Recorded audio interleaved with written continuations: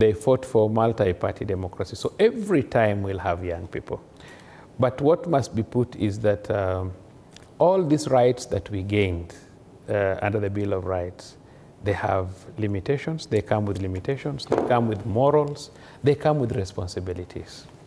And in the same article, in a general article, it says, Professor, I want you to listen to me, yes, that as you enjoy your rights and fundamental freedoms, you must not prejudice the rights and freedoms of others.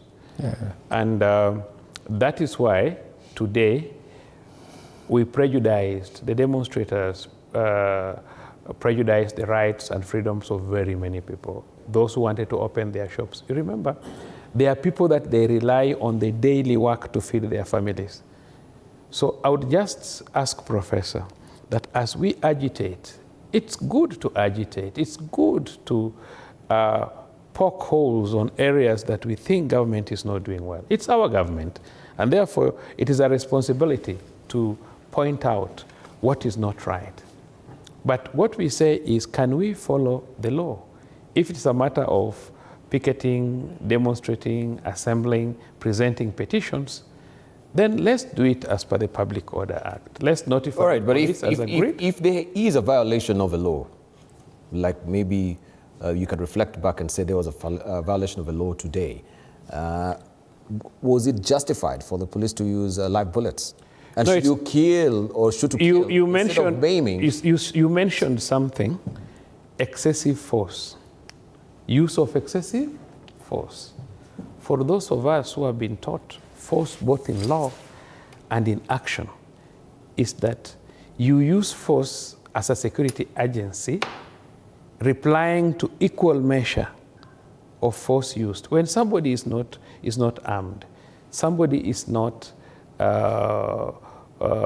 violent, you cannot use force against him. You remember in robberies, when 2 or more people steal from you, even when they are not armed, then it becomes robbery with violence and not robbery.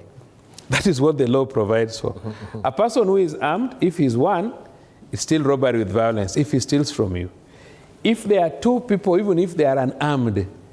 So, Professor, even when 2 people or 3 or 4 more people who are unarmed attack you, even if they don't have any stone or any stick, then it amounts to violence. No, that is the law. And you're a professor. But you are misapplying it. You are misapplying it. No. I am saying, if you are walking today, Dabal, on the road, and 2 people steal from you your phone, 2 steal from you your phone, it is not ordinary theft, it's robbery with violence. It's a capital offense. But that's a false analogy, Dabal. Excuse me. But you know, he's a professor. Just a moment, we want to come out. No, just a minute. He's a professor, but I'm a teacher of criminal law, and I understand what it means, and I've charged people for very many years on that. So but just respect my analogy. Yeah. Charge or mischarge. I want to just come to that analogy before we come to... He could as well mischarge people. Yeah, just a moment. Yeah. You know, also, and we have the law also in the Bible. Yes. If I may quote it. Yes. Right? An eye for an eye. Yes. Yes? Yes. And we know why we had that particular law. An eye for an eye. Many people will say, how could God be so brutal? That's an eye for an eye. So you go for an eye. But that is, they call it the what? The lex talionis. The lex talionis was there so that at least if I gouge out your eye, you don't come for my 2 eyes, or you don't come for my entire body. You don't come for my head. You know, just a moment. You come for my eye. That's why I'm wondering, if I come with a stone, why would you come with a bullet for my head? Excuse me, Dibba. And that's why we had that particular law. God also knew that at least there should be some measure of justice, that if I maybe cut your finger, you don't come for my leg. Dibal, I want to correct you. I know you read a lot and you understand the social contract law. You understand how the state originated and how the arms of government operate. That we surrendered, You know, we used to be the one you say an eye for an eye, where we lived like in a jungle, where everybody was for himself. And that is why there's a social contract where we surrendered our authority to the state. And within the state, the tool of the executive of the state is the police. The word surrender is not correct. Fine. The word surrender is not Professor, correct. It's not anywhere in the Constitution. The word surrender is incorrect. Excuse me, Professor. If this is how you... Goja, you will correct me. There's nowhere where you surrender your powers to the government. Excuse me. Listen, Professor.